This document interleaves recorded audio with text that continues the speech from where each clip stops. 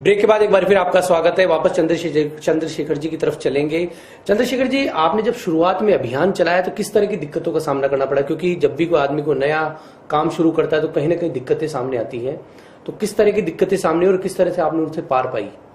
वास्तव में दो चीजें होती है ना, किसी भी अभियान के लिए कार्यकर्ता चाहिए। विचार तो अपने आप में बहुत मजबूत विचार था ये, और लोगों को समझ भी आ रहा था, इसलिए विचार और चिंतन के स्तर पर कोई दिक्कत नहीं थी। दिक्कत थी कार्यकर्ता के स्तर पर, और उससे दिक्कत थी संसाधन के, क्योंकि कार्यकर्ता और संसाधन चाहिए, मानव संसाधन चाहिए और भौतिक संसाधन चाहिए। तो भौतिक मानव संसाधन में हम, चूंकि नेहरू युवा केंद्र का एक संपर्क क्षेत्र था बहुत बड़ा, सामाजिक संस्थाओं के साथ एक लंबा जुड़ाव था। दूसरे, उत्तर प्रदेश में बहुत सारे लोगों से जो सामाजिक काम में थे, जैसे मैंने कहा, उनके साथ संपर्क थे।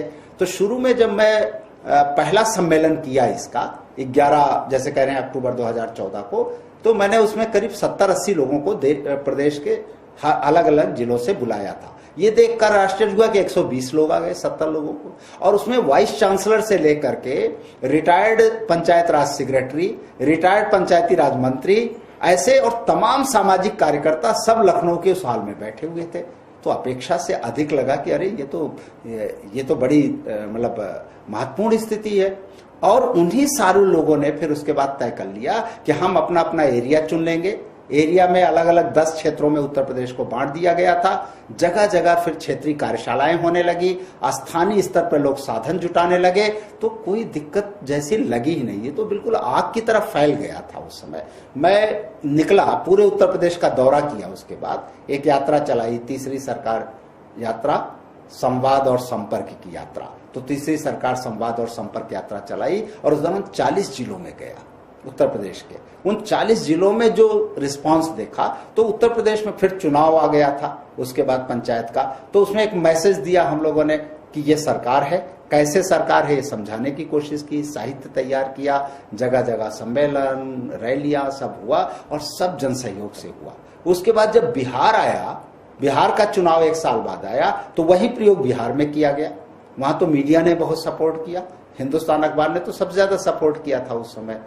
तो वहां मीडिया का सपोर्ट मिला, और मीडिया के सपोर्ट के साथ वहां पर बहुत तेजी के साथ हम, और धीरे धीरे ये चीज जब एक बार चल जाती है ना, लोगों की अपील तक पहुंच जाती है, तो साधन और संबंध ये दोनों बड़े महत्वपूर्ण भूमिकाएं निभाते हैं, और वो बना। आपके इस काम में परिवारजनों का कितना साथ रहा? क्योंकि हमेशा कुछ अलग तरह का काम करते तो परिवार विरोध करता है, क्योंकि परिवार की भी कुछ अपेक्षाएं होती है। तो आपको कितना सपोर्ट रहा परिवार का? परिवार का भरपूर सपोर्ट रहा, 2-3 तरह से समझ लें। पत्नी का तो सबसे ज्यादा सपोर्ट रहा। मैं जब नेहरू युवा केंद्र में था तब भी रात दिन काम करता था, बहुत सबको पता है पूरे देश को कि मैं काम के प्रति हमेशा वो रहा। तो उसके क्रम में 15 दिन से पहले परिवार के साथ मुलाकात ही नहीं होती थी, लेकिन परिवार ने कभी उस पर आपत्ति नहीं दर्ज कराई, बल्कि उन लोगों ने स्वागत किया।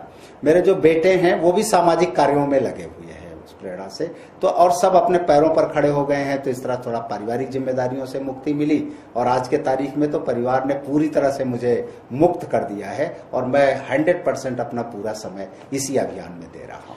जब आप शुरुआत में पंचायती राज संस्थानों से जुड़े, क्यों पंचायती राज संस्थानों पर हमेशा भ्रष्टाचार के आरोप लगते हैं और पैसा जितना आता उतना उपयोग नहीं हो पाता, ये वजह रही कि आज भी गांव की स्थिति वो नहीं है जितनी होनी चाहिए थी।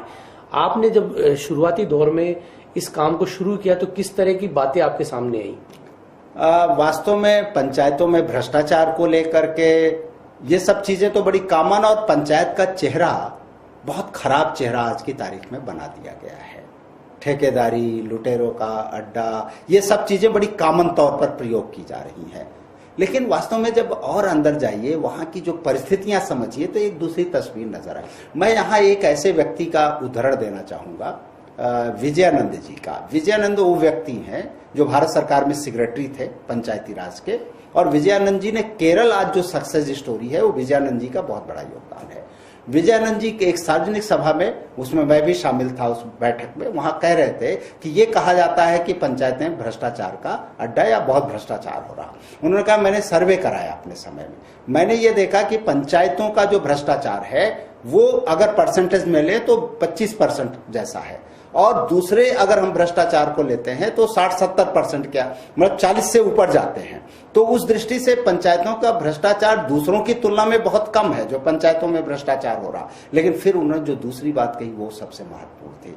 उन्होंने कहा लेकिन इसके बावजूद पंचायतों का भ्रष्टाचार इस देश के लिए ज्यादा घातक होगा।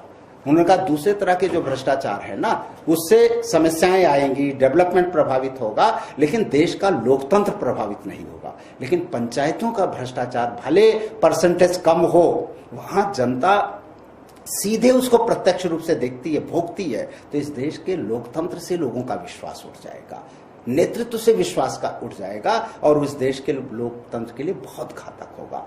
तो निश्चित रूप से पंचायतों का भ्रष्टाचार है, विकास कार्यक्रमों में तो होता है और उसके दो कारण होते हैं। एक तो पारदर्शिता जब नहीं होती और सहभागिता नहीं होती।